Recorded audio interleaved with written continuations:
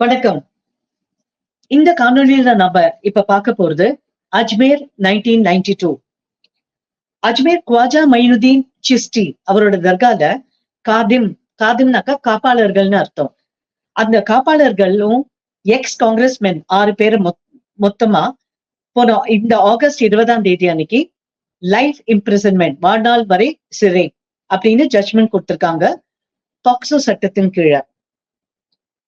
எதனால அங்க இந்த மாதிரி அந்த 6 பேரோட பெயர் என்ன பண்ணாங்கிறத பார்க்கலாம். இது 6 பேர் மட்டும் இல்ல, மொத்தம் 18 பேர்.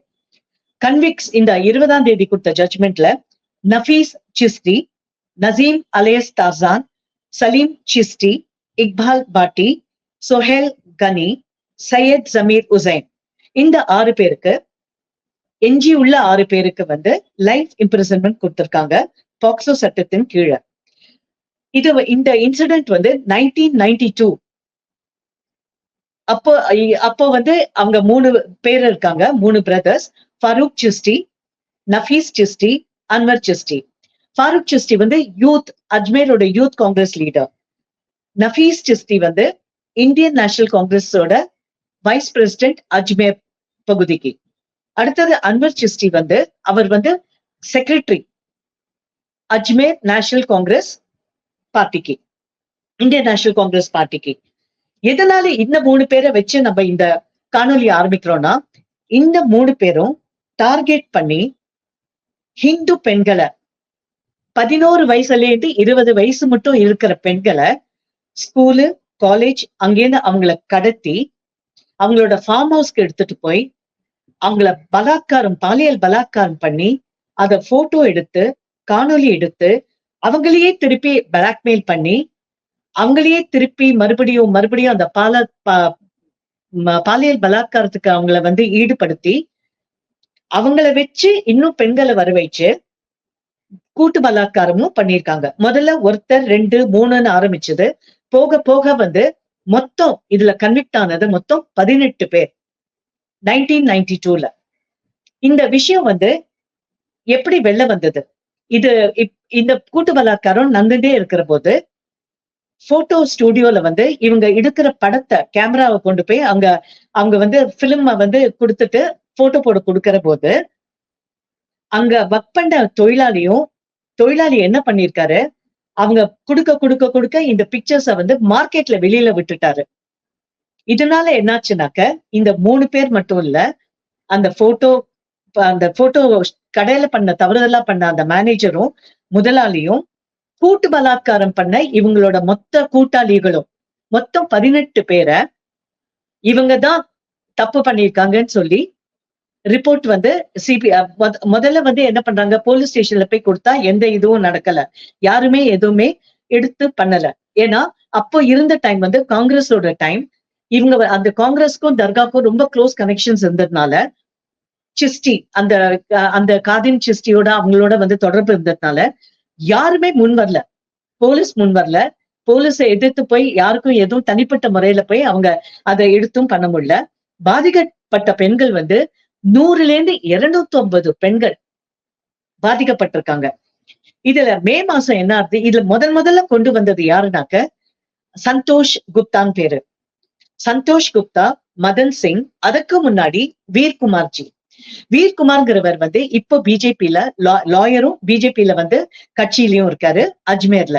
அவர் என்ன பண்ணாரு, முதல்ல இந்த மாதிரி பெண்களை வச்சு கூட்டு பலாத்காரம் ஒரு இடத்துல நடக்கிறது என்னன்னு பாருங்க, நேர போலீஸ் கிட்ட ரெப்ரசன்ட் பண்றாரு. அப்ப அவரு விஸ்வ இந்து பரிஷத் மெம்பரும் கூட. ஆனா போலீஸ் எந்தவித நடவடிக்கையும் எடுக்கல. இந்த போட்டோ கடை சொன்னேன் பாத்தீங்களா, அந்த தொழிலாளி கிட்ட இருந்து குப்தா, சந்தோஷ் குப்தான்னு அப்ப தைனிக் நவ்ஜோதின்னு ஒரு பேப்பர்ல அவர் எழுதுறாரு.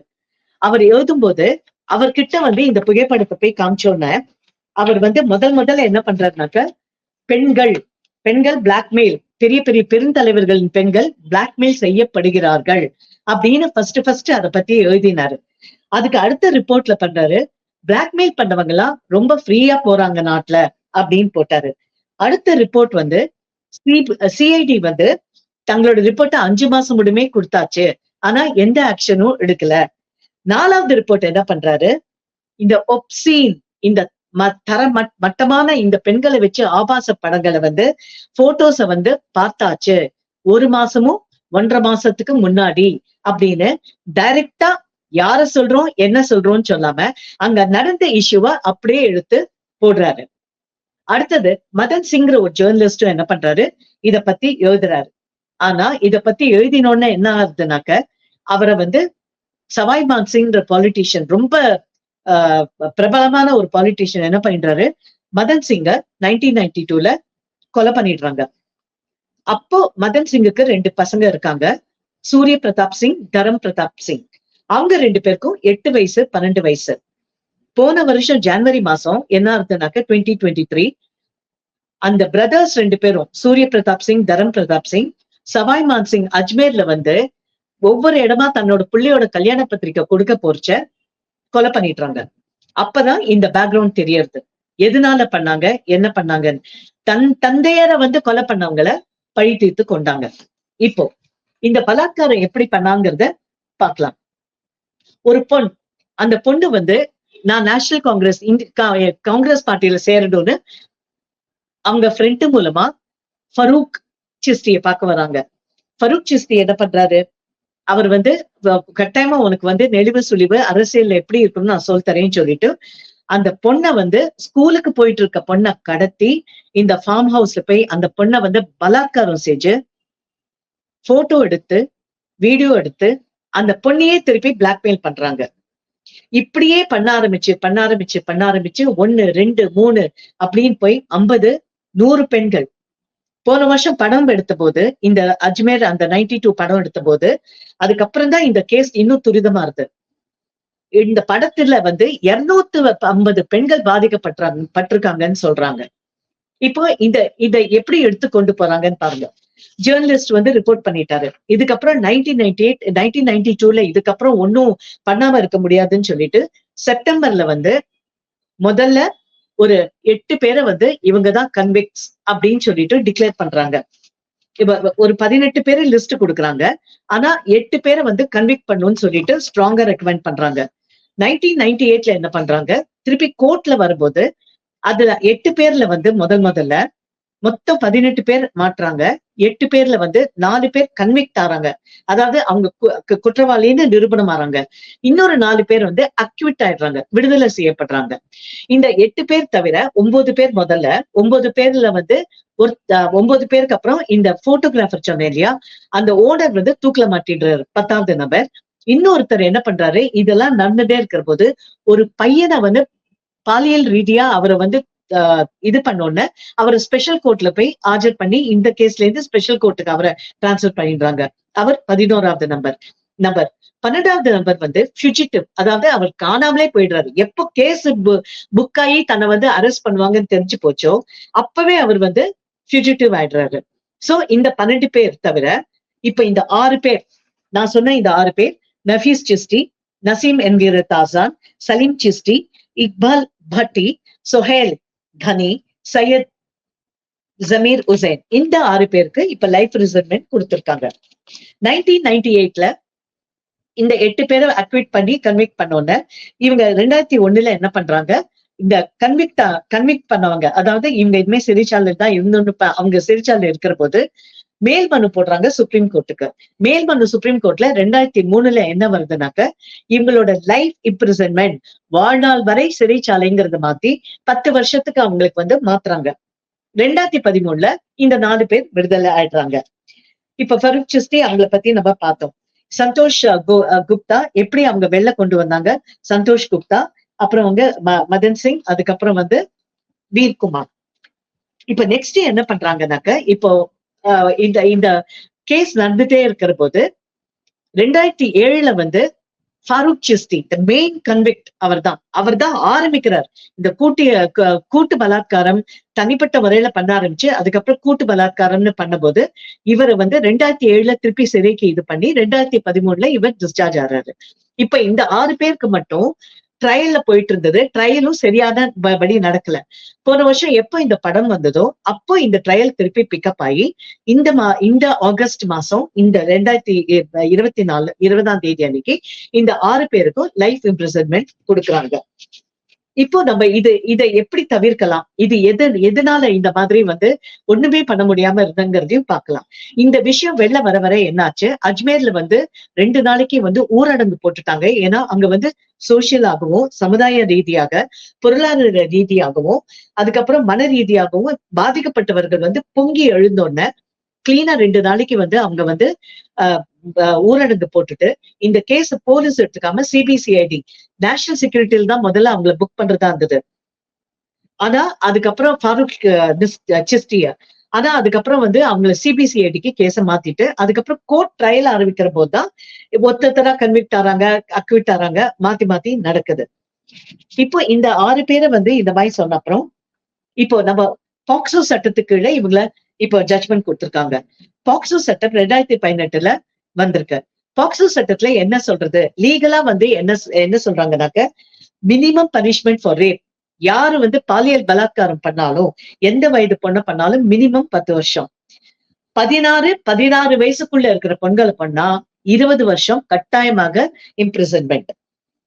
12 வயசுக்குள்ள இருக்க பெண் குழந்தைகளை பாலியல் பலாத்காரம் பண்ணி அவங்க பலாத்காரம் பண்றதோட இல்லாம அவங்க இறந்து போனா அவங்களுக்கு மினிமம் 20 வருஷம் ரிகரஸ் இம்ப்ரிஸ்மெண்ட், கடுங்காவல் தண்டனை. அப்புறம் அதுக்கப்புறம் டெத் பெனல்டி கட்டாயமாக உண்டு. இது நம்ம மோடிஜியும் இத சொல்லியிருக்காரு, கட்டாயமா பண்ணணும்னு. நம்ம லால ஒண்ணு சொல்வோம், ஜஸ்டிஸ் டிலேட் இஸ் ஜஸ்டிஸ் டினைட்னு சொல்வோம். ஆனா அப்படி இல்ல. ஒவ்வொரு இந்த 18 பேருக்கும் ஒருத்தர் ஓடி போனவரை தவிர எல்லாருக்குமே கன்விக்ட் ஆயிருக்காங்க. இப்போ இந்த 6 பேருக்கு அவங்களுக்கு இம்ப்ரிசன்மெண்ட் கொடுத்திருக்காங்க. அதை தவிர 5 லட்சம் ஃபைன், ஒவ்வொருத்தரும் 5 லட்சம் ஃபைன் கட்டணும். இதுல இக்பால் பாட்டி என்ன பண்ணாரு, டெல்லியில இருந்து அவரை ஆம்புலன்ஸ்ல அழிச்சிட்டு அஜ்மேர் கோர்ட்ல, பாஸ்கோ கோர்ட்ல அவர் அன்னைக்கு ஆஜர்படுத்தியிருக்காங்க ஆகஸ்ட் 20ஆம் தேதி. இந்த ட்ரையல் இந்த ஜூலை 2024 முடிஞ்சிச்சு. ஆகஸ்ட் 8 ஜட்ஜ்மெண்ட் கொடுக்க போறாங்கன்னு சொல்லிட்டு இருந்தாங்க. ஆனா ஆகஸ்ட் 20 வரைக்கும் ஜட்ஜ்மெண்ட் கொடுத்துட்டாங்க. இதுக்கப்புறம் அவங்க சுப்ரீம் கோர்ட் மேல்முறையீடு எல்லாம் போலாம். ஆனா பெருநாளா இருந்து தப்பிச்சிட்டோன்னு இருந்தவங்க இன்னைக்கு அட்லீஸ்ட் இன்னைக்கு இம்ப்ரிசன் இருக்காங்கிறது ஒரு பெரிய சந்தோஷத்துக்கான விஷயம்.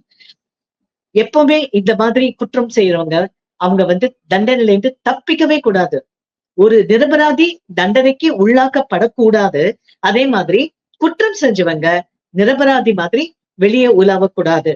இதுதான் இந்த இந்த இந்த அஜ்மேர் இதுல இருந்து நம்ம கத்துக்க வேண்டிய பாடம். எத்தனை பெண்களோட வாழ்க்கையை சீரழிச்சிருக்காங்க. இதுல ஒரு பொண்ணை 2022ல கோர்ட் ஹியரிங்க்கு சமன்ஸ் அனுப்புறாங்க. கோர்ட் சமன்ஸ்க்கு கோர்ட்ல இருந்து ஆள் கொடுப்பாங்க. அப்ப அந்த பொண்ணு சொல்றாங்க, எனக்கு வயசு அது 50 ஆச்சு, எனக்கு இது 30 வருஷம் 32 வருஷம் 30 வருஷம் முன்னாடி நடந்தது. இது என்னோட நானே அதை மறக்கணும்னு நினைச்சு மறந்து எனக்குன்னு ஒரு வாழ்க்கையை தேடி இப்ப பேரம்பேத்தி எல்லாம் எடுத்துட்டேன். இதுக்கப்புறம் எல்லாம் நான் கோர்ட்டுக்கு வரமாட்டேன்னு அந்த அம்மா சொல்லிட்டாங்க. எத்தனையோ பேர் இந்த அவமானத்தை தாங்க முடியாம எத்தனை பெண்கள் தற்கொலை பண்ணியிருக்காங்க, தற்கொலை பண்ணி கொண்டு இருக்காங்க. அவங்க வாழ முடியாம, சொசைட்டில நடக்க முடியாம, ஏன்னா எல்லா இடத்தையும் அவங்க போட்டோஸ் எல்லாம் பரவி போனோன்னு அவங்களால வெளியில தலை காட்ட முடியல. எத்தனையோ பேர் இடம் மாத்தி போயிட்டாங்க, பேரை மாத்தி இடம் மாத்தி போயிட்டாங்க. ஏன்னா அங்க அஜ்மேர்ல மாப்பிள்ள ஒரு பொன் பார்க்க வராங்கன்னு வச்சுக்கோங்க. அவங்க முதல்ல கேட்ட கேள்வி என்னவா தெரியுமா, 1992க்கு அப்புறம் அந்த அஜ்மேர் கேஸ்ல நீ மாட்டிக்கலையே, நீ அங்க அந்த விஷயத்துல உனக்கு ஒண்ணும் நடக்கலையேன்னு கேட்டாங்களாம். எவ்வளவு ஒரு கொடூரமான விஷயம். இவங்களெல்லாம் வெறும் லைஃப் இம்ப்ரிஸ்மெண்டா பண்ணிருக்கணும். கட்டாயம் இவங்களுக்கு கேபிட்டல் பனிஷ்மெண்ட் தந்திருக்கணும். இவ்வளவு நாள் கடத்தி இந்த அளவு ஜஸ்டிஸ் கொடுத்திருக்காங்கன்னு ஒரு சந்தோஷம் ஒரு பக்கம் இருந்தாலும், இந்த மாதிரி சமுதாயத்துல பெண்களை இந்த மாதிரி பண்றவங்களை கட்சி ஒரு சவுதி கண்ட்ரி மாதிரி பப்ளிக்கா ஹேங் பண்ணாங்க. இவங்களுக்கு எல்லாம் ஒரு பாடம் வரும்.